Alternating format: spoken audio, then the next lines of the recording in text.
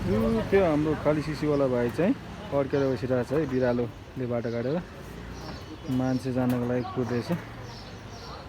अझै त्यहाँ बाजे आउँदै हुनुहुन्छ होइन, बाजेले काटेपछि चाहिँ स्वाट्ट कट्छ होला है, हेर्नु है।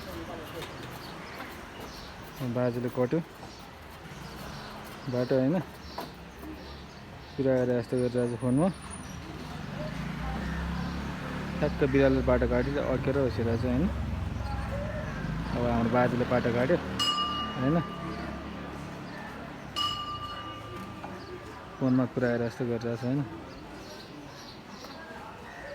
अब अर्को आन्टीले पनि बाटो काट्यो। अब चाहिँ